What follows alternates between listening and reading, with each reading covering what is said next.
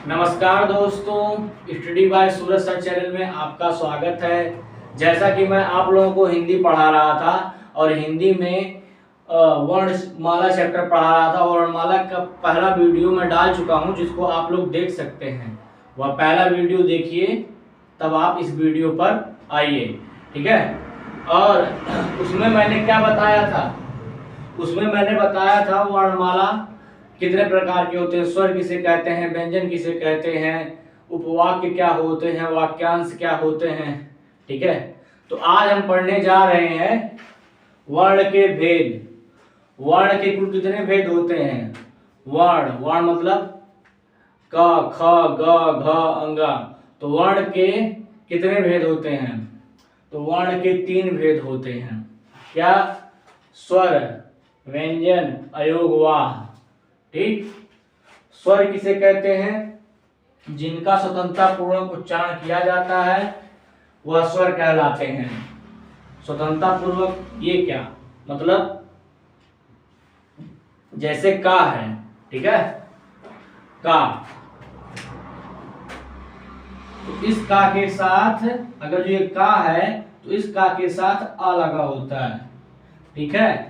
जितने भी व्यंजन होते हैं उनके साथ स्वर चिपका हुआ होता है। जैसे ग, तो ये ग हो गया और ये क्या हो गया? आ, ठीक है। तो जब ये खुद स्वर हैं, अकेले हैं, तो इनका उच्चारण हम क्या कर रहे हैं? स्वतंत्रता पूर्वक कर रहे हैं। स्वर की पहचान यही होती है ना। इसके लिए किसी दूसरे शब्द का सहारा नहीं ले रहे हैं, दूसरे वर्ण का सहारा नहीं ले रहे हैं। तो यह वही बात हो गई कि जिनका स्वतंत्रता पूर्वक उच्चारण किया जा सके वह स्वर कहलाते हैं।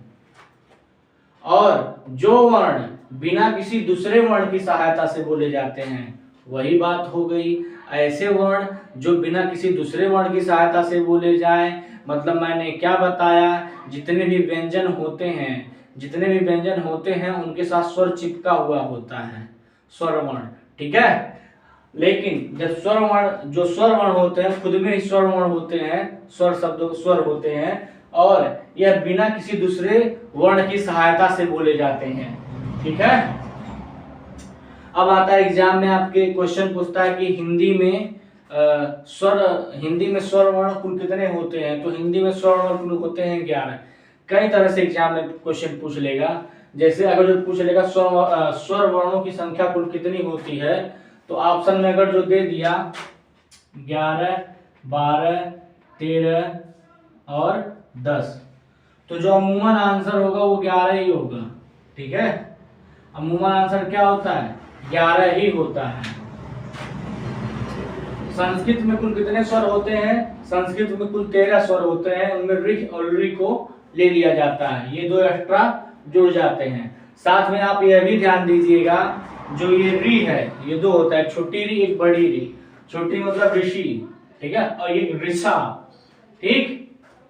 अब हम लोग देखने जा रहे हैं व्यंजन।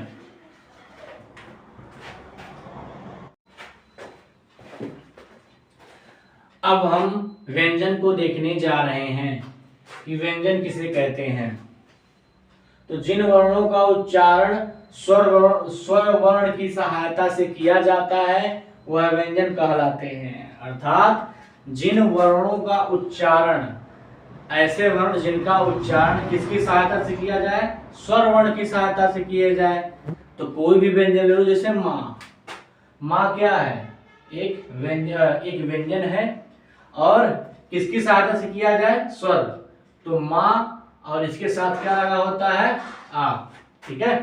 तो पहला पॉइंट समझ में आ गया कि जो यह व्यंजन है किसकी सहायता से किया जा रहा है? स्वर वर्ण की सहायता से किया जाता है। तो ऐसे ही वर्णों को हम क्या कहलाते हैं? व्यंजन कहते हैं, ठीक है। इसी तरह से का से लेकर माँ तक क्या हो जाते हैं? व्यंजन हो जाते हैं, क्योंकि इनका उच्चारण जो है स्वर वर्ण की सहायता से किया जाता है। जो वर्ण स्वतंत्र पूर्वक उच्चारित ना हो सके, ठीक है, और बल्कि जिनको स्वर वर्णों पर आश्रित अर्थात निर्भर रहना पड़ता है। जाहिर सी बात है भाई कि जो व्यंजन होते हैं उनको हम स्वतंत्र पूर्वक उच्चारित नहीं कर पाएंगे, ठीक, क्योंकि हर व्यंजन के साथ क्या लगा होता है? स्वर लगा होता है। जबकि हम स्वरों को स्वतंत्रता पूर्वक उच्चारित कर सकते थे, क्योंकि स्वर शब्दों के साथ कोई भी अन्य वर्ण, स्वर वर्ण के साथ कोई भी अन्य वर्ण नहीं लगा होता था। लेकिन जो व्यंजन होते हैं, व्यंजन वर्णों के साथ स्वर वर्ण लगा होता है, इसीलिए इनका उच्चारण, जो व्यंजन होते हैं उनका उच्चारण हम स्वतंत्रता पूर्वक नहीं कर सकते। इसके लिए हमें स्वरों पर निर्भर रहना पड़ता है। तो यह 2 पॉइंट में आपको कोई दिक्कत, तो चलिए पढ़ते हैं तीसरा पॉइंट कि व्यंजन वर्ण के रूप कितने होते हैं। तो जो व्यंजन वर्ण होते हैं उनके 2 रूप होते हैं। एक स्वर रहित व्यंजन, ऐसे व्यंजन जो स्वर रहित हो, मतलब जिनके पीछे स्वर ना चिपका हुआ हो, तो हम उनको क्या कहेंगे, आधा व्यंजन कहेंगे। जैसे ये माँ है ना, माँ, ये और ये जो का है और ये जो गा है, क्या यह आधा व्यंजन है? नहीं है, यह पूर्ण व्यंजन है। पूर्ण आधा व्यंजन कब बनेंगे? आधा व्यंजन तब बनेंगे जब ये इस तरह से हो। इस तरह का हल चिन्ह अगर जो नीचे लगा हुआ है तो इसका अर्थ होता है कि यह आधा व्यंजन है, इनके साथ स्वर नहीं चिपका हुआ है। ठीक है, तो ये स्वर रहित व्यंजन है, इनके साथ स्वर नहीं चिपका हुआ है, ये आधा है। ये क्या है? ये आधा है। ठीक है, क्या है? आधा है। ठीक, और स्वर सहित व्यंजन, पूर्ण व्यंजन, बस इसी को हटा दो तो ये जो तीनों हैं ये क्या है? स्वर सहित व्यंजन है। क्या है? स्वर सहित व्यंजन है। तो 2 रूप होते हैं, स्वर रहित व्यंजन, व्यंजन वर्ण के 2 रूप होते हैं, स्वर रहित व्यंजन आधा व्यंजन, स्वर सहित व्यंजन पूर्ण व्यंजन। यहां तक कोई दिक्कत आप लोगों को नहीं। अब व्यंजन के कितने भेद होते हैं? अगर जो एग्जाम में पूछे तो मूल भेद होते हैं 3। ठीक है, आगे हम लोग पढ़ेंगे। और कुल भेद कितने होते हैं? व्यंजन के कुल भेद 5 होते हैं। कौन कौन से? देखो, व्यंजन के कुल भेद कितने होते हैं? 5। पहला स्पर्श व्यंजन। स्पर्श व्यंजन मैंने बताया था, स्पर्श व्यंजन क्या होते हैं। स्पर्श मतलब होता है टच, मतलब जिनको बोलते समय मुंह का कोई ना कोई हिस्सा आपस में टच करता हो, छुआ जाता हो, उन्हीं को हम स्पर्श व्यंजन कहते हैं। और यह कहां से कहां तक होते हैं? का से मां तक। अब यह एक पॉइंट, तो वर्गीय व्यंजन, स्पर्श व्यंजन को वर्गीय व्यंजन भी क्यों कहा जाता है? क्योंकि यह वर्ग की तरह होते हैं। जैसे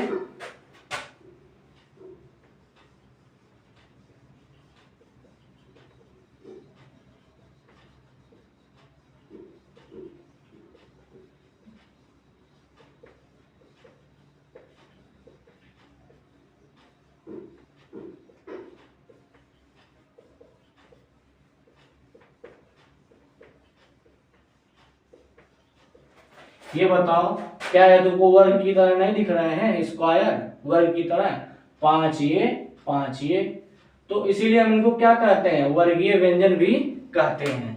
ठीक है, यहां तक कोई दिक्कत नहीं।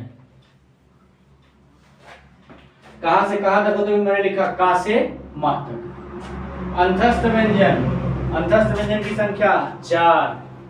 या, र, ल, व। ऊष्म व्यंजन, मैंने मतलब जिनको बोलते समय मुंह से गर्म हवा निकलती है, कितने होते हैं? 4। स, स, ह। संयुक्त व्यंजन मतलब जो दो व्यंजनों से मिलकर बना होता है उनको हम संयुक्त व्यंजन कहते हैं। और जटिल व्यंजन भी कहते हैं। इसी ऊष्म को ऊष्माण भी कहा जाता है, संघर्षी भी कहा जाता है, क्योंकि इनको बोलते समय मुंह को संघर्ष का सामना करना पड़ता है, बहुत संघर्ष निकलते हैं, इसलिए संघर्षी व्यंजन भी कहते हैं। संयुक्त मतलब जो 2 व्यंजनों से मिलकर बने होते हैं। जटिल, इन्हें जटिल व्यंजन भी कहा जाता है, इनको लिखने में कठिनाई भी होती है, इसलिए इन्हें क्या कहा जाता है? जटिल व्यंजन। उत्क्षिप्त या ताड़न जात, कौन क्या है? अंग और ढा। ठीक है,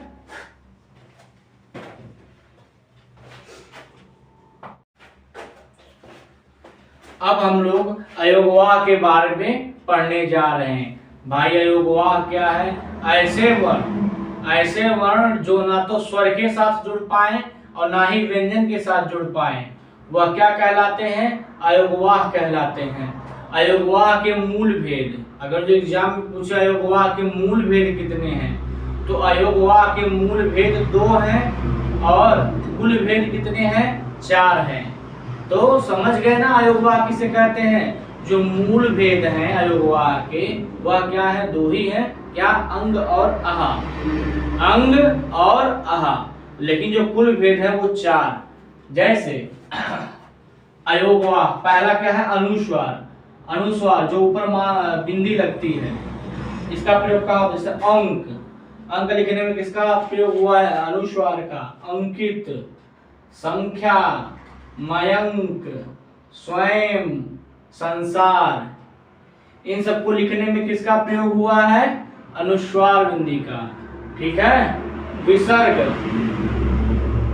संस्कृत में सबसे ज्यादा विसर्ग प्रयोग होते हैं। ठीक है। इसी तरह से देखो प्रातः है, प्रातः शब्द में भी विसर्ग का प्रयोग हुआ है, प्राह, पुनः, दुख, हलंत चिन्ह, पाठ्य, मिट्टी। हलंत चिन्ह का प्रयोग कब किया जाता है, जब शब्दों को आधा लिखना होता है तब हलंत चिन्ह का प्रयोग किया जाता है। पाठ्य, मिट्टी। अब यहाँ पे जो ठा है ना, इस ठा को तो पूर्ण रूप व्यंजन मत समझो, ये अर्ध रूप व्यंजन है। जो टा है क्योंकि हल चिन्ह लगा हुआ है, ये पूर्ण रूप व्यंजन नहीं है, ये अर्ध रूप व्यंजन है। वर्ण है, गद्य है, विद्या है। ठीक है। अर्धचंद्र बिंदु है, क्या, आंख, दांत, मुंह, इसमें क्या लगा हुआ है, अर्धचंद्र बिंदु लगा हुआ है। तो आज के लिए इतना ही, बाकी हम लोग कल मिलते हैं। आप हमारे चैनल को लाइक कीजिए, शेयर कीजिए, सब्सक्राइब कीजिए।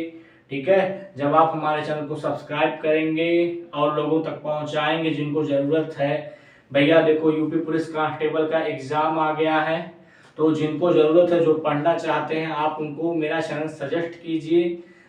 ठीक है। जिससे मुझे और मोटिवेशन मिले और मैं वीडियो बनाता जाऊं। ठीक। तब तक के लिए जय हिंद, नमस्कार।